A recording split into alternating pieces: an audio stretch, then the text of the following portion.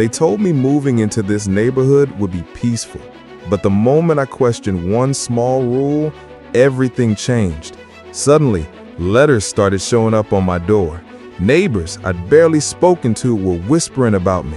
And the HOA, they weren't just enforcing rules, they were targeting me. What began as a simple disagreement spiraled into threats, fines, and a battle I never saw coming. But here's the real twist. When I thought things couldn't get worse, they did. So, the question is, how far will a neighborhood really go to break one of its own?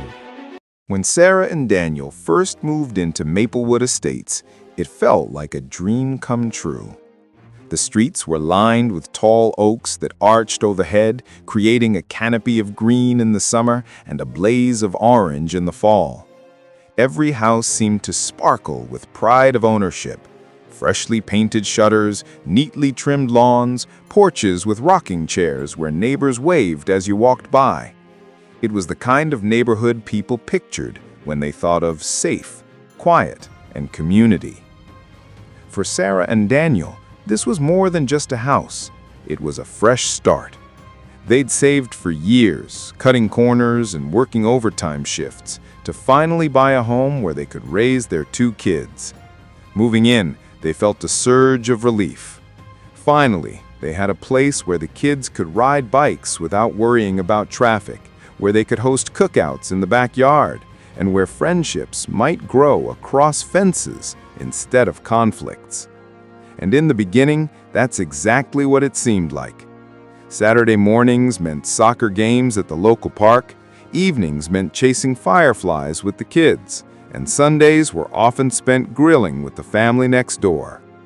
The neighborhood wasn't just pretty, it was alive, filled with friendly nods, borrowed cups of sugar, and casual waves from across the street.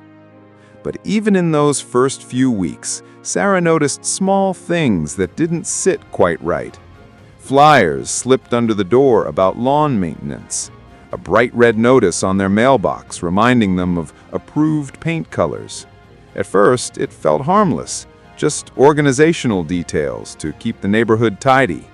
They laughed about it, chalked it up to living in an HOA community. Then came the first meeting.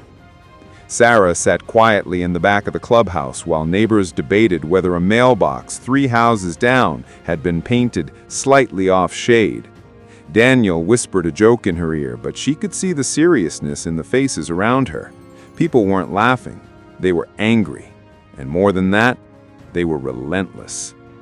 Still, Sarah tried to focus on the positives. Their children had made friends, they were settling in, and their mortgage was manageable. She told herself every community had its quirks. Maplewood Estates just had more rules than most. But rules, as Sarah was about to learn, can be twisted. And in this neighborhood, the people enforcing them weren't just protecting appearances. They were watching, waiting, and ready to pounce.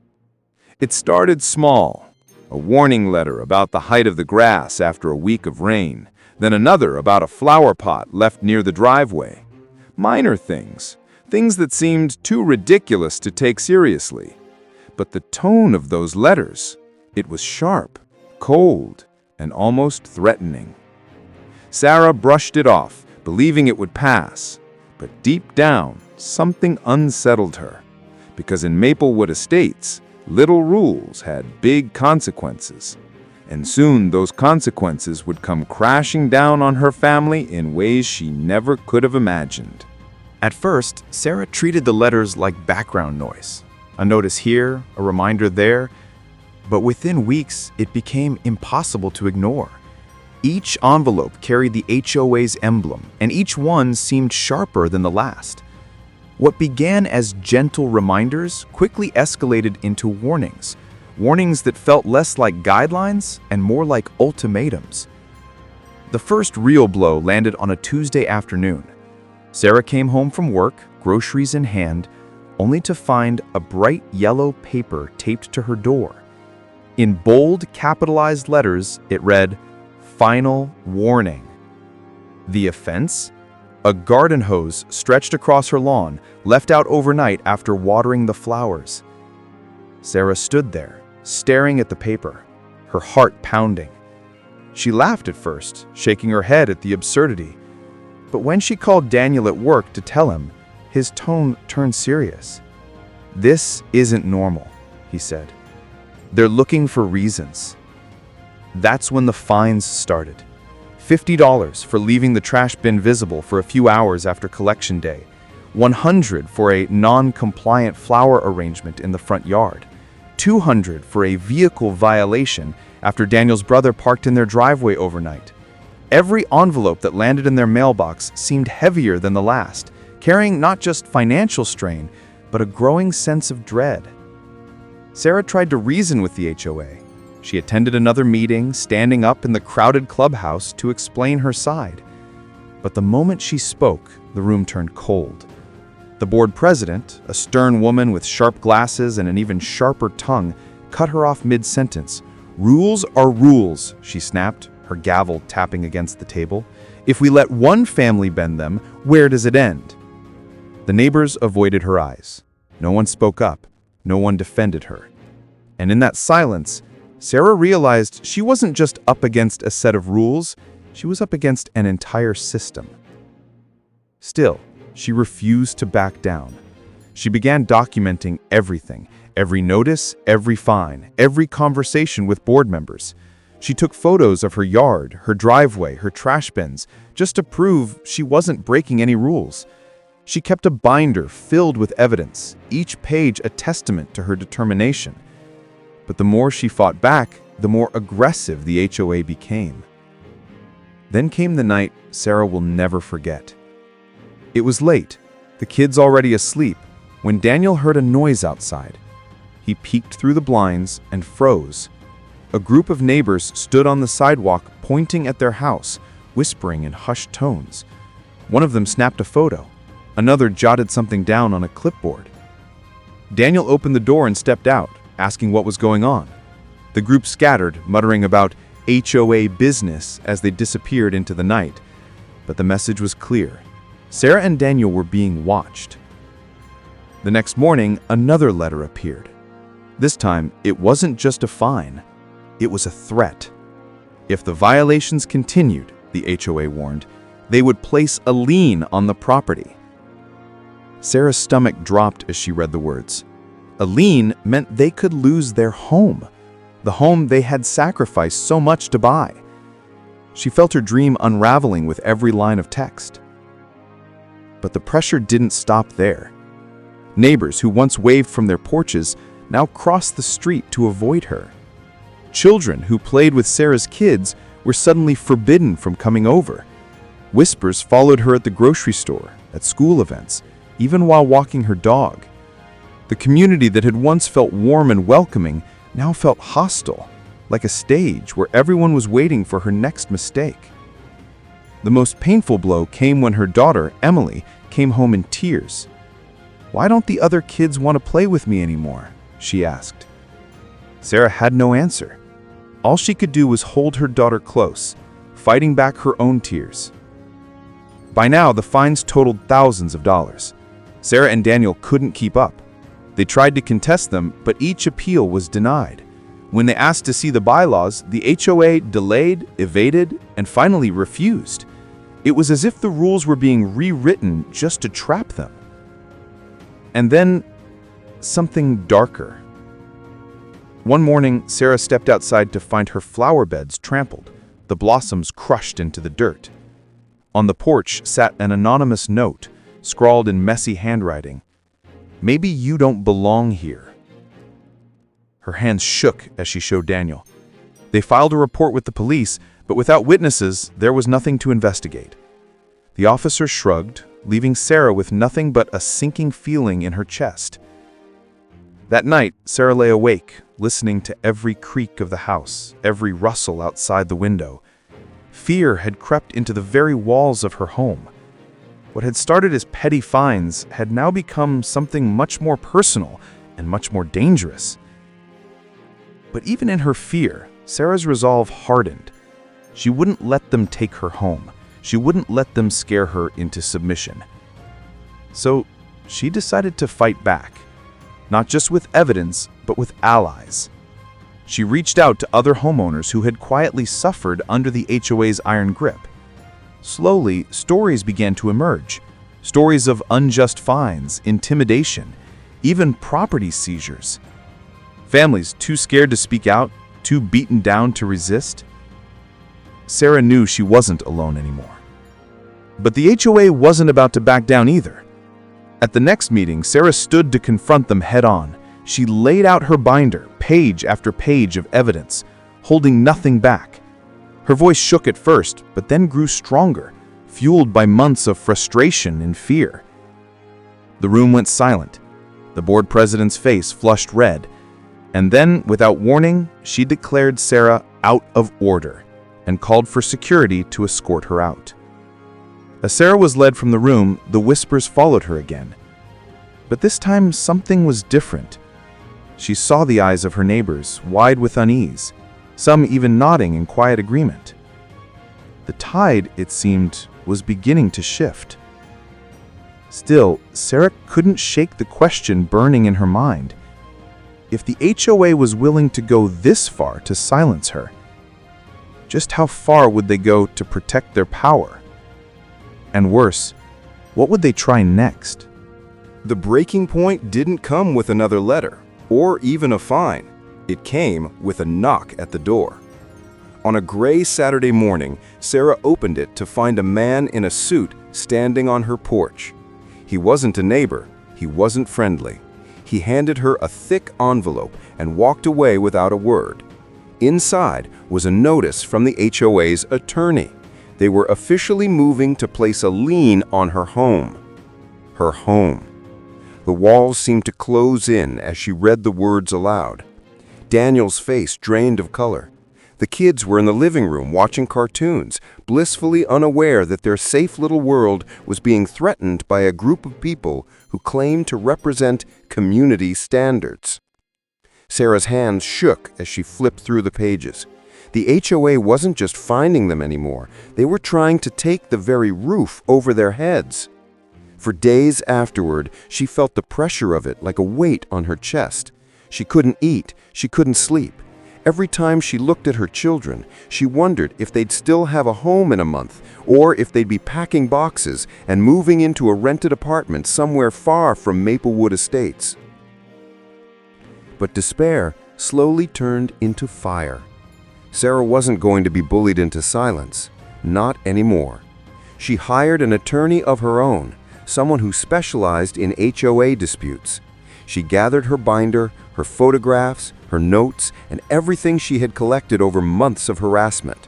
Her lawyer flipped through the stack and nodded grimly. They've overstepped, way overstepped, and if you're willing to fight, we can hit them back harder than they ever expected. That was all Sarah needed to hear. The next HOA meeting was unlike any other. The clubhouse was packed. Word had spread about the lien. Neighbors who'd kept their heads down for months now crowded the room, whispering to one another. Some looked at Sarah with pity, others with curiosity. A few, for the first time, looked at her with quiet support. At the front of the room, the board members sat in a neat row, rigid and smug. At the center, the president adjusted her glasses, gavel in hand. She called the meeting to order, her voice dripping with authority. But tonight, Sarah wasn't sitting silently in the back. When her name was called on the agenda, she stood. Her legs trembled, but her voice was steady. She walked to the front of the room with her binder in hand. Behind her, her lawyer followed, carrying a stack of documents so thick it looked like a small phone book. The room grew quiet. I've been accused of violating this community's rules. I've been fined, harassed, and now threatened with losing my home. But tonight, I'm here to show you the truth. She opened her binder, slamming the first page down on the podium. It was a photograph, her front lawn perfectly trimmed. Another photo followed, her trash bins tucked neatly away. Then another, her driveway completely clear of any supposed violations. Page after page, she laid out her case, proving that every fine the HOA had issued was baseless, exaggerated, or outright fabricated. Gasps rippled through the audience. Neighbors leaned forward, whispering to one another. A few, for the first time, looked at her with quiet support. The board president's smile faltered, but Sarah wasn't finished. Her auteurs stepped forward, handing out copies of a legal motion. What this board has done is abuse its power. They've levied unlawful fines, denied access to governing documents, and attempted to seize property without due process. These actions are not only unethical, they're illegal. The room erupted. Some shouted in shock, others in anger. For the first time, the board members looked unsettled, exchanging nervous glances. The president slammed her gavel, demanding order, but her voice was drowned out by the growing noise. Then Sarah delivered the blow that silenced everyone. She held up the anonymous note she had received, the one that said, "Maybe you don't belong here." Her hands shook as she read it aloud.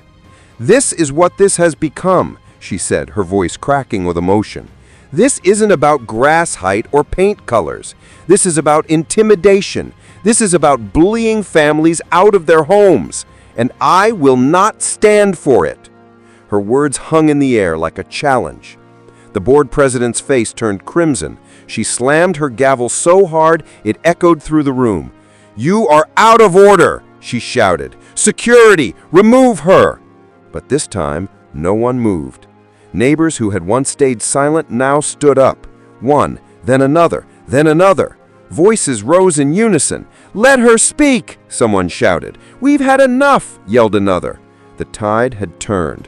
The president banged her gavel again, but it was useless. The authority she once wielded had evaporated in an instant. The power of the room no longer belonged to her.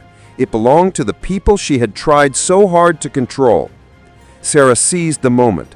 "This isn't just my fight," she said, turning to the crowd. "How many of you have been fined for ridiculous reasons? How many of you have been threatened, intimidated, or silenced? Tonight it stops. Tonight we take back our community." Hands shot into the air. Voices shouted in agreement. The room, once silent and fearful, now roared with anger and determination. The president, her voice shaking, tried to adjourn the meeting, but before she could, Sarah's attorney stepped forward again. "Not so fast," he said, holding up the motion he had filed earlier that day. "Effective immediately, we're pursuing legal action against this board for abuse of authority. And trust me, this is only the beginning." The room froze. The words hit like a thunderclap. The president's gavel slipped from her hand, clattering against the table. For the first time, she looked afraid. Sarah felt her chest rise and fall, her heart pounding like a drum. She had done it. She had stood up, spoken out, and exposed the truth for everyone to see. But even as the meeting descended into chaos, neighbors shouting, board members whispering frantically, security unsure of what to do, Sarah knew this was only the climax of the battle, not the end of the war. Because the HOA wasn't going to surrender quietly. And deep down, she could feel it. If they're willing to go this far already, what would they do next now that their power was slipping away? She looked around the room, at the faces of her neighbors, at the cracks in the board's control, and she knew one thing with absolute certainty. This fight was far from over. The night of the meeting felt like a storm breaking. For months, Sarah and Daniel had been battered by fines, warnings, and threats. But in that one explosive moment, the balance of power shifted. Neighbors who once stayed silent now knew the truth. The board's authority, once ironclad, was cracked wide open. But while the meeting ended in chaos, the fight didn't end there. In the days that followed, Sarah felt a strange mixture of exhaustion and adrenaline. On one hand, she was drained, worn thin by months of stress. On the other, for the first time since moving into Maplewood Estates, she felt like she wasn't alone anymore. The very next morning, neighbors began knocking on her door. One man, a retiree from 2 streets over, admitted he'd been fined hundreds of dollars for painting his shutters a color that the board later claimed wasn't approved, even though it was listed in the handbook. A young couple confessed they'd been warned about their dog barking despite living nowhere near the complainants. Another family revealed they'd quietly paid thousands in fines because they feared exactly what Sarah had been threatened with, losing their home. Each story was another piece of the puzzle, another layer of corruption peeled back. The HOA hadn't just singled out Sarah, they had been running a campaign of intimidation for years, and most residents were simply too scared to resist. But now, things were different. With Sarah's courage as the spark, the neighborhood began to organize. Small gatherings turned into strategy meetings. Neighbors compared their notices, their fines, their evidence. What they discovered was damning. The board had been selectively enforcing rules, targeting certain families, and even funneling fine money into questionable administrative fees. Sarah's attorney wasted no time. He filed formal complaints with the County Housing Authority and initiated a lawsuit against the board for abuse of power and violation of due process. Suddenly, the people who once felt untouchable were scrambling. At the next board meeting, the turnout was unlike anything Maplewood Estates had ever seen. Instead of the usual 20 or 30 attendees, nearly the entire community showed up. Dozens of residents packed into the clubhouse, their eyes locked on the board members.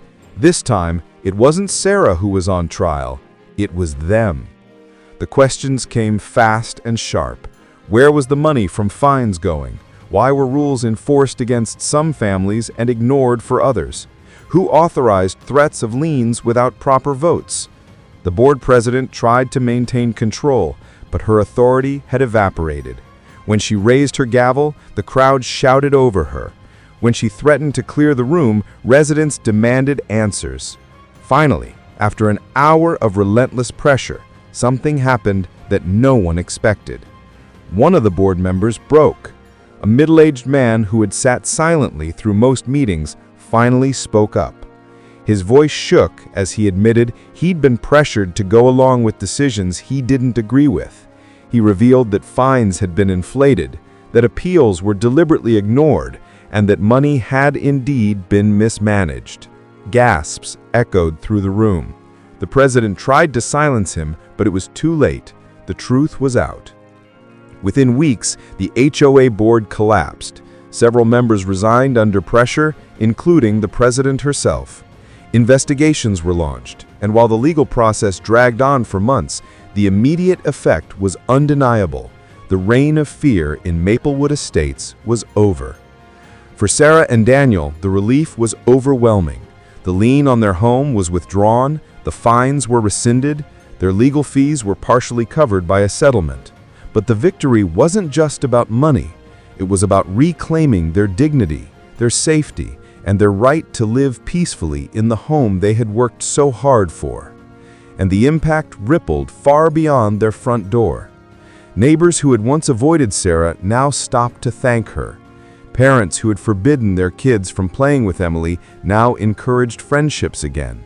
The atmosphere in the neighborhood shifted, slowly at first, but undeniably. Fear gave way to unity. Suspicion gave way to trust. Maplewood Estates began to feel like the community it had once promised to be. But perhaps the most powerful change came from the residents themselves. Empowered by what they'd endured, they formed a new homeowners committee, transparent, accountable, and made up of volunteers who genuinely wanted to serve their neighbors, not control them. Rules were still enforced, but fairly. Fines, if issued, were reasonable and clearly explained. And for the first time in years, residents felt like their voices mattered. For Sarah, the victory was deeply personal. She no longer jumped every time a letter appeared in the mailbox. She no longer lay awake at night listening for footsteps outside. And when she looked at her children, she saw relief in their faces too, the return of joy to their play, laughter to their evenings, and peace to their home. But the scars remained. She knew she'd never forget the months of fear, the humiliation of being singled out, the anger of watching neighbors turn away instead of standing up. Yet those scars became something else too, a reminder of resilience, of courage, of what happens when ordinary people refuse to be silenced. And beyond Maplewood Estates, Sarah's story resonated. Word of the case spread online, shared by homeowners across the country who had faced similar battles with overreaching HOAs. Messages poured in. Thank yous from families who felt seen, encouragement from strangers who said her story gave them hope to fight back. One message stuck with her more than any other. It came from a woman in another state who wrote, "I was about to give up.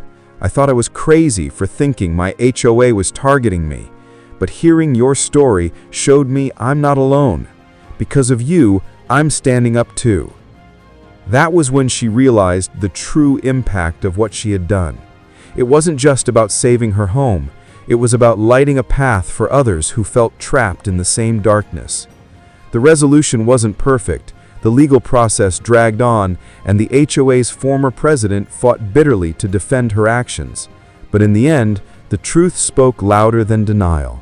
The board was restructured, finances were audited, and new bylaws were introduced to ensure nothing like this could happen again.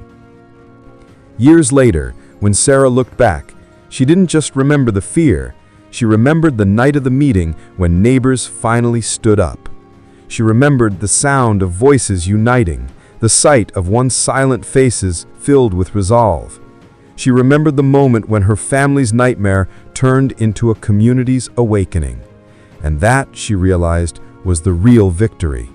Because while the board had tried to break her, in the end, they had only made her stronger.